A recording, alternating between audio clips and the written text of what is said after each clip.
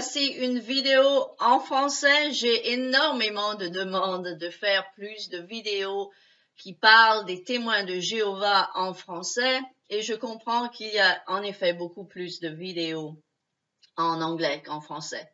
Et je vais même vous donner quelques petites raisons pour lesquelles c'est le cas. Premièrement, cette religion des témoins de Jéhovah est une religion américaine. Elle est née en Pennsylvanie avec le siège social à New York. C'était à Brooklyn, New York, et maintenant ils sont à Walk Hill, New York. Donc, définitivement, la raison principale pour laquelle il y a plus de vidéos en anglais, pour commencer, l'Amérique étant un des pays où il y a le plus de témoins de Jéhovah, et donc aussi le plus de témoins de Jéhovah qui sont sortis de cette religion quand ils se sont réveillés. Ils ont vu que ça n'était pas du tout la vraie religion qu'elle prétend être. Donc, il y a énormément d'ex-témoins de Jéhovah qui ont leur chaîne sur YouTube. Et il y en a un qui est en fait mon préféré. Il était un surveillant de district. Lui et sa femme sont en plus dans le business des vidéos. Alors, ils font des vidéos sensationnelles et cet homme, vous pouvez l'écouter parler et vous l'écouteriez toute la journée. Il est très intelligent et ils sont sortis de cette religion, lui et sa femme, à cause des doctrines fausses. Et vous pouvez bien comprendre qu'au niveau où il était, surveillant de district, il a vraiment vu des choses qui n'étaient pas normales pour une soi-disant religion du vrai Dieu. Donc, ils ont quitté la religion. Il y a aussi plein d'anciens. Il y a un ancien, par exemple, qui est anglais et qui a une chaîne, il habite en Croatie par contre, mais bien sûr toute sa chaîne est en anglais. Il y a un autre ancien aussi qui était ancien en Amérique, je crois en Californie, qui a une chaîne très connue. Enfin, c'est vrai qu'il y a beaucoup de chaînes en langue anglaise. Et en plus, il y a aussi des ex-témoins de Jéhovah qui ne sont pas nécessairement de langue anglaise d'origine, comme moi-même, mais qui savent l'anglais et qui font aussi beaucoup de vidéos en anglais. Dans mon cas, j'ai été témoin en Amérique. Donc, c'est aussi pour ça que je fais beaucoup de vidéos en anglais, parce que je n'ai pas été témoin en France. Donc, ça n'est même pas la langue, bien que le français étant ma langue natale, mais ça n'est pas la langue dans laquelle j'ai vraiment été dans cette religion. Donc, c'est pour ça que j'ai tendance à faire plus de vidéos en anglais aussi. Et dans cette vidéo, je voulais vous parler d'une autre personne, un autre ex-témoin de Jéhovah, que vous connaissez peut-être pas encore à cause de la langue, à cause de la raison qu'il y a moins de vidéos sur plein de choses que l'on connaît quand on parle anglais et qu'on ne connaît peut-être pas quand on parle seulement français. Cet ex-témoin s'appelle Bo Joel. Peut-être pour que vous compreniez un peu mieux, j'écrirai son nom. Vous prononceriez sûrement Bo Joel en français, pardon. Et lui, il est suédois, si je ne me trompe pas. Et je le connais un tout petit peu par l'internet. Et cet homme a écrit un livre, La dernière priorité de Dieu.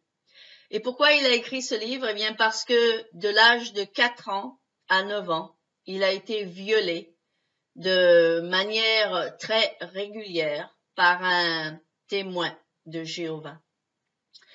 Et cet homme a grandi, malgré tout, dans cette secte, mais était vraiment en pièces, quoi. Intérieurement, il était absolument en pièces. Et il a fini par quitter cette religion.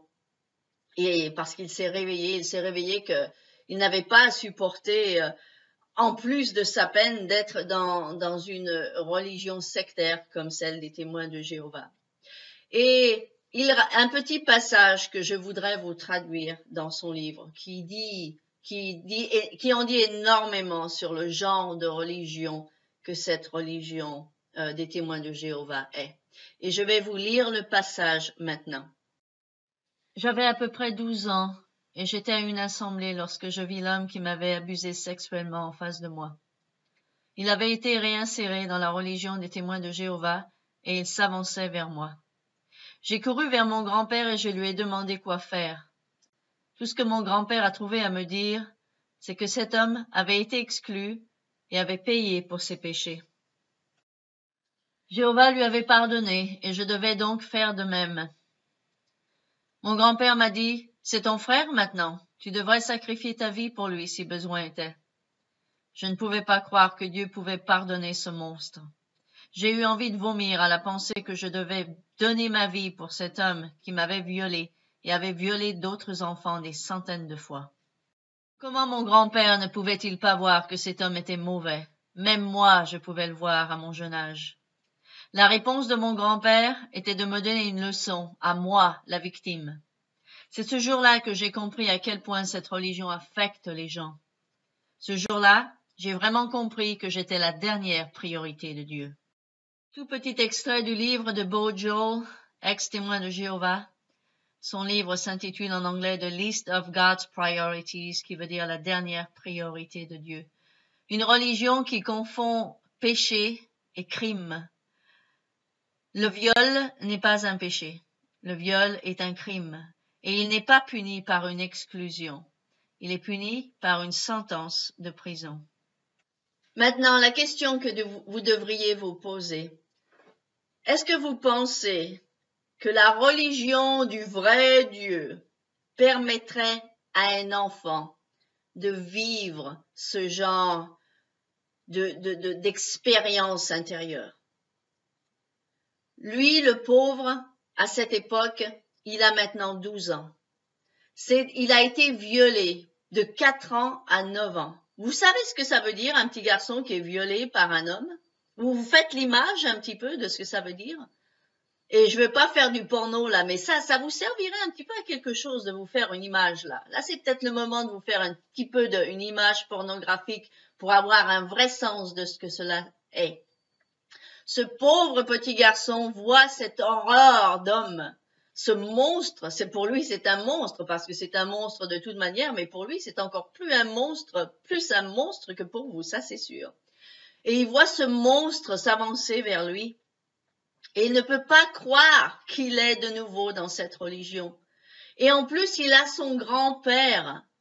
Au lieu de le supporter, au lieu de lui dire « Oui, tu as raison, c'est un monstre », et je comprends même pas comment Dieu ait pu le faire revenir dans cette religion, dans notre congrégation.